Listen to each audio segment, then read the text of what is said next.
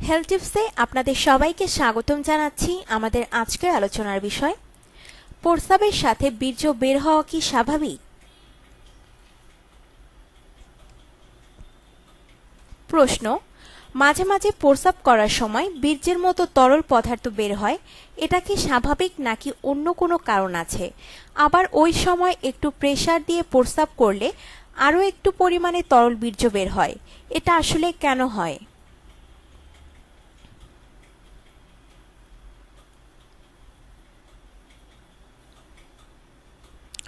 উত্তর, প্রথমেই বলবো যে মূত্রের সাথে লক্ষণীয় মাত্রায় বীর্য নির্গমন স্বাভাবিক ঘটনা নয়। যদি সন্দেহ হয় যে মূত্রের সাথে বীর্য বা অন্য কিছু বের হচ্ছে বা মূত্রের রং, গন্ধ ইত্যাদি স্বাভাবিকের থেকে ভিন্ন, তবে তৎক্ষণাৎ উপযুক্ত ডাক্তারের সাথে পরামর্শ করুন। প্রয়োজনীয় পরীক্ষা করে নিশ্চিত হন যে শারীরিক কোনো সমস্যা নেই। তবে উল্লেখ করব যে যৌন উত্তেজনার পরে মূত্রের সাথে স্বচ্ছ একটু চটচটে রস বের হওয়া একটি স্বাভাবিক ঘটনা। এই রস কিন্তু বীর্য নয়। বীর্য বের হয় সাধারণত অর্গাজমের মাধ্যমে। মূত্রের সাথে বীর্য বের হলেও সেই বীর্য মূলত ক্ষরিত হয় পূর্ববর্তী কোনো অর্গাজমের সময়।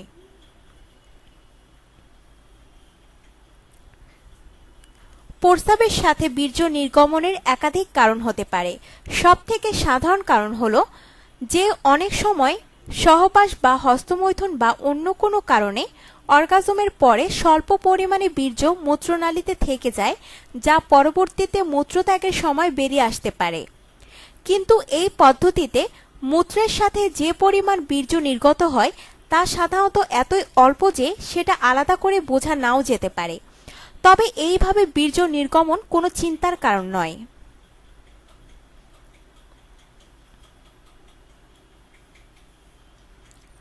অপর একটি গুরুতর কারণ হল রেট্রোগ্রেড ইজাকুলেশন। এক্ষেত্রে অর্গাজমের সময় বীর্য লিঙ্গের মাধ্যমে নির্গমনের পরিবর্তে মূত্রথলিতে প্রবেশ করে এবং পরবর্তীতে প্রস্রাবের সময় মূত্রের সাথে বেরিয়ে আসে।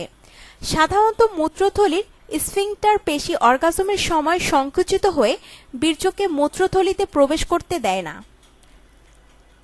কিন্তু যদি ওই স্ফিংক্টার পেশি ঠিকমতো কাজ না করে তবে বীর্য মূত্রথলিতে ঢুকে যায়।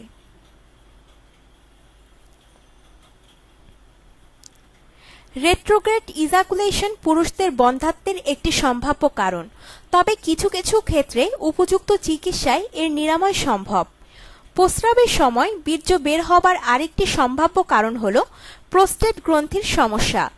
বীর্যের কিছু পরিমাণ রস এই গ্রন্থিতে তৈরি হয়। প্রোস্টেট গ্রন্থিতে সমস্যা হলে মূত্রত্যাগের সময় এই গ্রন্থি হতে ক্ষরিত রস মূত্রের সাথে মিশে যেতে পারে।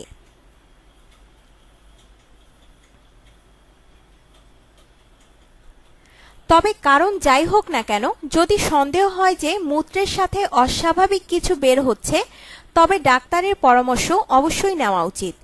অনেক সময় কিছু কিছু যৌন রোগের ফলেও প্রস্রাবের সময় এমন তরল বের হতে পারে যা দেখতে বীর্যের মতন।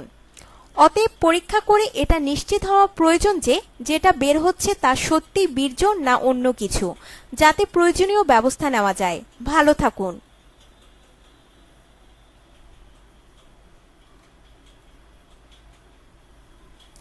আপনার জীবনকে আনন্দময় করে তুলতে এবং বিভিন্ন স্বাস্থ্য টিপস ও পরামর্শ পেতে আমাদের চ্যানেল সাবস্ক্রাইব, লাইক ও শেয়ার করবেন। ধন্যবাদ।